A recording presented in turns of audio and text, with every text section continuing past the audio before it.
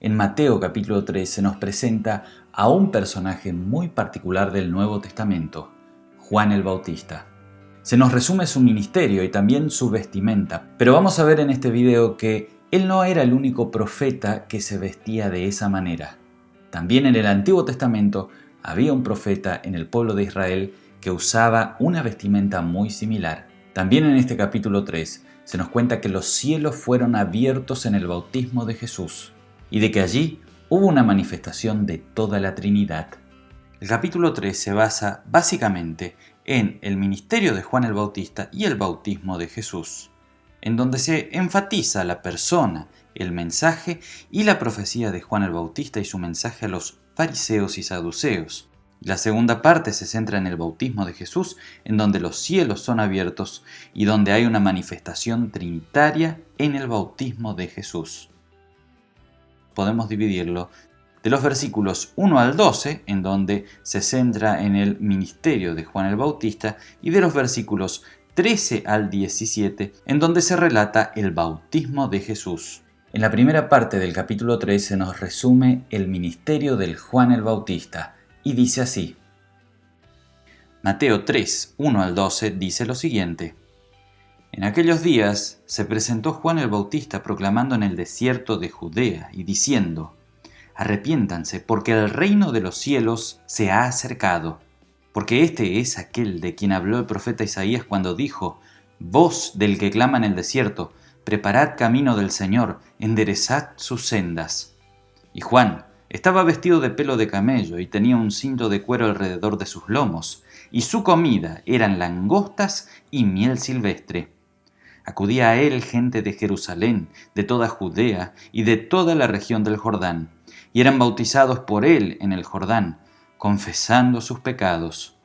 Al ver que muchos de los fariseos y de los saduceos venían a su bautismo, les decía: Generación de víboras, ¿quién les enseñó a escapar de la ira que está por venir?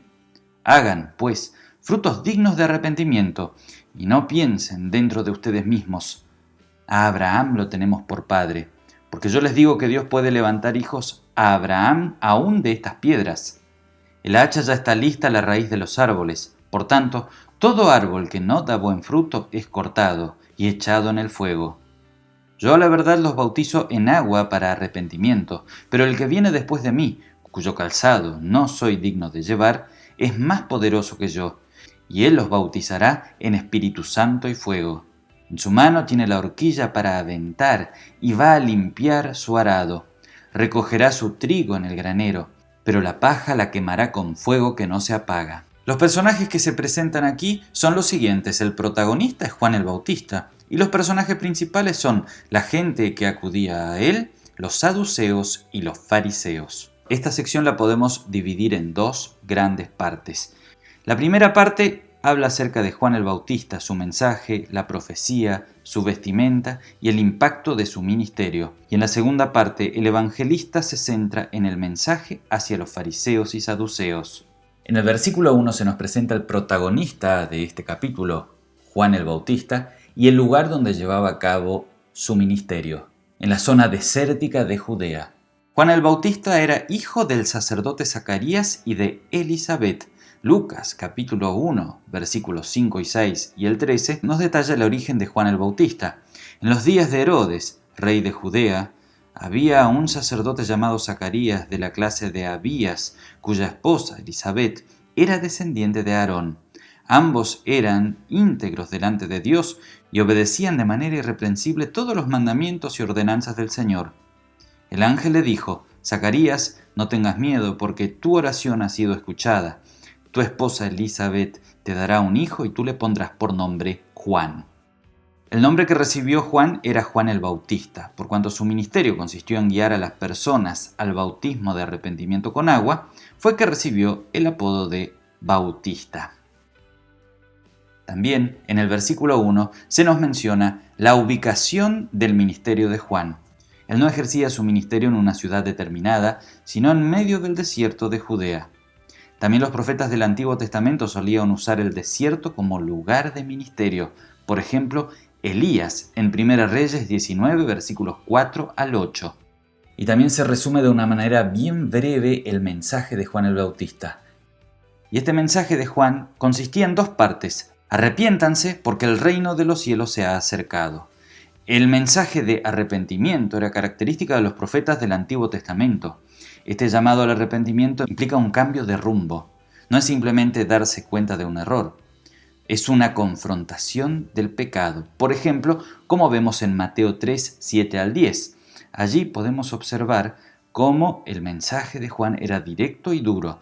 Así le habla a los fariseos y saduceos, generación de víboras, quien les enseñó a escapar de la ira que está por venir. Hagan pues frutos dignos de arrepentimiento y no piensen dentro de ustedes mismos, a Abraham tenemos por padre, porque yo les digo que Dios puede levantar hijos a Abraham de estas piedras. El hacha ya está en la raíz de los árboles. Por lo tanto, todo árbol que no da buen fruto es cortado y echado en el fuego. Vemos la dureza del mensaje de Juan, que es un verdadero llamado al cambio de vida. Pero el mensaje de Juan también consistía en el anuncio de que el reino de los cielos se ha acercado. La palabra reino de los cielos es bastante usual en el Evangelio de Mateo, aparece 33 veces. Su mensaje o el mensaje de Juan era evangélico. El reino de los cielos se ha acercado. Era una manera de decir que Dios se ha acercado y que reinará por medio del Mesías. Si este video te está gustando, te invito a dar un me gusta y a suscribirte a nuestro canal. Te recuerdo que el objetivo de nuestro canal es ir profundizando en el conocimiento de la palabra de Dios. Como es usual, el evangelista Mateo coloca aquí la profecía acerca de Juan el Bautista. La profecía acerca de Juan es la que se encuentra en Isaías 40, versículo 3. Isaías profetizó de manera poética el ministerio de Juan el Bautista, comparándolo con la construcción de un camino en medio de las colinas, es decir, en medio de la vida torcida del pueblo por causa del pecado. En el versículo 4 se nos cuenta cómo estaba vestido y cuál era la alimentación de este siervo de Dios. Juan predicaba con su forma de vida, vistiendo y comiendo de forma austera. Su vestimenta, pelo de camello y cinturón de cuero. El profeta Elías también usaba la misma vestimenta, como leemos en 2 Reyes 1:8. Esta vestimenta era sumamente rudimentaria. También respecto a la comida, era una dieta extraña que busca reflejar austeridad. Comía los productos de la tierra árida en la que estaba, en oposición a los grandes banquetes de los poderosos. Y en el versículo 5 y 6 se nos habla del impacto de su ministerio. A Juan el Bautista acudieron personas de Jerusalén, de la región de Judea y también de toda la región del Jordán. La predicación de Juan, siendo que él preparaba el camino para el Señor, causó gran impacto de parte del pueblo. Eran bautizados por él. El bautismo de Juan era diferente al bautismo de Jesús. Era tan solo agua, como leemos en Mateo 3:11, un símbolo de lavamiento de pecados. El objetivo era que la gente confesara sus pecados y recibiera el perdón, tal como se nos describe en Marcos 1:4. Juan se presentó en el desierto y bautizaba y proclamaba el bautismo de arrepentimiento para perdón de pecados. En el versículo 7 se nos presentan estos personajes de la élite religiosa de Jerusalén, los fariseos y los saduceos. Serían más adelante los adversarios del Mesías. Los fariseos, que actuaban bajo el tutelaje de los escribas, eran estrictos en el cumplimiento y la aplicación de la ley. Su nombre está relacionado con el verbo apartado, porque se consideraban puros en medio de un pueblo pecador. Los saduceos componían la aristocracia sacerdotal interesada en cuestiones relacionadas con el templo. También eran especialistas en la interpretación de la ley que hacían los sacerdotes y tenían varias discrepancias con los fariseos. A esta élite religiosa, el mensaje de Juan el Bautista, como vimos anteriormente, era dura. Vemos una porción resumida de la predicación de Juan el Bautista, oponiéndose al bautismo de los fariseos y saduceos. Juan alega que ellos se excusaban diciendo que Abraham tenemos por padre. Esta élite religiosa estaba convencida de que por el hecho de ser descendientes de Abraham, eran merecedores de la gracia y del favor del Señor. A esa falsa confianza Juan responde: aún de estas piedras Dios puede levantar hijos de Abraham. El hacha ya está puesta y todo árbol que no da fruto será cortado. En el versículo 11 veremos que Juan apunta ya hacia Cristo y hacia su bautismo, diferenciando el bautismo de Juan con el del Señor. Juan dice: yo a verdad bautizo con agua. El bautismo de Juan era un acto externo que simbolizaba un nuevo comienzo de vida. Pero hablando de Jesús dice: Él los bautizará en Espíritu Santo y fuego. El bautismo de Cristo sería diferente. Jesús derramó su Espíritu sobre la iglesia en el día de Pentecostés, como leemos en Hechos 2:33.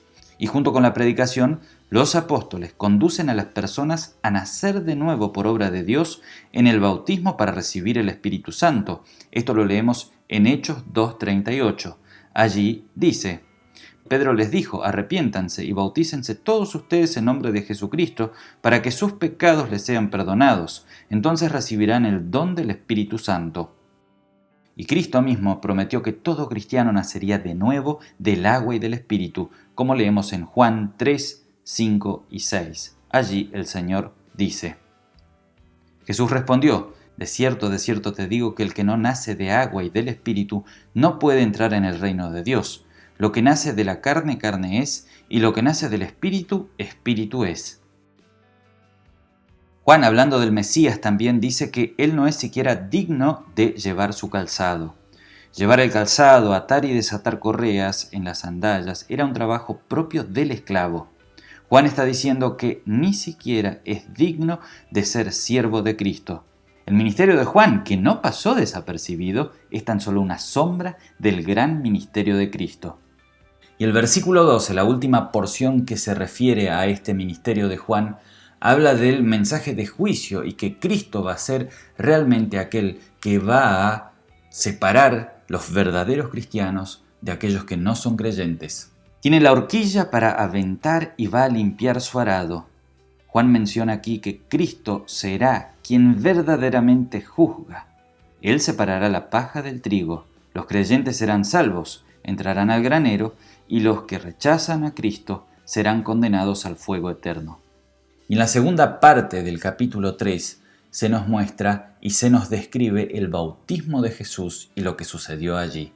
Y en los versículos del 13 al 17 se nos relata el bautismo de Jesús. Y el texto dice así: Entonces Jesús vino de Galilea a Juan al Jordán para ser bautizado por él. Mas Juan se le oponía diciendo: Necesito ser bautizado por ti, ¿y tú vienes a mí? Pero Jesús le respondió: Deja ahora, porque así conviene que se cumpla toda justicia. Entonces Juan consintió. Y Jesús, después que fue bautizado, subió luego del agua, y he aquí los cielos fueron abiertos, y vio al Espíritu de Dios que descendía como paloma y venía sobre él. Y hubo una gran voz de los cielos que decía: Este es mi Hijo amado, en quien tengo complacencia. Entre aquellos que acudían a ser bautizados por Juan también se encontraba nuestro Señor Jesucristo. Cristo vivía en la región de Galilea y se dirigió a la región del desierto de Judea para ser bautizado por Juan. Jesús, al acercarse a Juan para ser bautizado, se identifica voluntariamente con los hombres pecadores. En su naturaleza humana y en su estado de humillación se coloca en lugar de siervo, tal y como leemos en Filipenses 2, versículos 6 y 7. Pero en el versículo 14 vemos una resistencia de Juan para bautizar a Jesús. Así como Juan se oponía al bautismo de los fariseos y saduceos por no arrepentirse, también se opone a Jesús por considerarlo verdaderamente puro y santo. Juan reconoce esta obra extraña, reconociendo su pecado, diciendo: Yo necesito ser bautizado por ti. Y la respuesta de Jesús sorprende, dice: conviene que hagamos toda justicia. Jesús aquí está diciendo: yo soy aquel en quien se cumplen todas las escrituras y la ley. Bautízame, Juan, para que nadie desprecie el bautismo. Esta es una frase que escribió un padre de la iglesia llamado Hipólito acerca de estas palabras de Cristo. Y en el versículo 16 y 17 vemos este hermoso texto en donde se nos dicen que los cielos fueron abiertos y que también allí se manifestó toda la Trinidad. En el bautismo de Jesús se abre una puerta, una ventana, un portal. El cielo, o sea, la presencia de Dios, antes cerrada para los hombres, es abierta en Cristo. Jesús está en la tierra, Dios está en este mundo, el cielo en la tierra. Donde Cristo está, se hace presente todo el cielo. Por eso, a partir de ahora pasarán grandes obras y señales divinas entre los hombres. Los pecados serán perdonados y la salvación llegaría a todos. Y vemos aquí en el versículo 16 y 17 también una manifestación trinitaria. Las tres personas de la Trinidad se manifiestan claramente aquí. El Hijo está presente. Cristo fue ungido como Mesías. El bautismo marca el inicio de su ministerio público. El Espíritu Santo descendía como paloma. Cristo no fue ungido por aceite como en el caso de los profetas y reyes, sino con el propio Espíritu que descendía en forma visible para testimonio de todos, tal y cual estaba profetizado en Isaías 42:1, en donde el profeta dice: «He aquí mi siervo, yo le sostendré, mi escogido, en quien mi alma tiene contentamiento. He puesto sobre él mi espíritu, él traerá justicia a las naciones». Sobre Cristo reposa el glorioso Espíritu Creador, que luego será enviado por el Padre y el Hijo para la Iglesia. Y hubo una voz de los cielos que decía: «Este es mi Hijo amado, en quien tengo complacencia». Después de un gran silencio profético, aquí Dios vuelve a hablar, señalando a su Hijo. Estas palabras son de gran consuelo. Es como si Dios dijera: «Aquí les envío mi Hijo». Dios, Yahvé de los ejércitos, que en otros tiempos se manifestó con fuego abrasador, como en el caso del monte Sinaí, con grandes obras. El mismo Dios de Israel, que en otros tiempos envió profetas y reyes, ahora envía y ofrece su propio Hijo como un regalo de los cielos. Espero que esta explicación haya sido de bendición para tu vida. Te recuerdo que abajo en la descripción del video dejamos el material con el que nosotros estuvimos trabajando aquí. Que Dios te bendiga.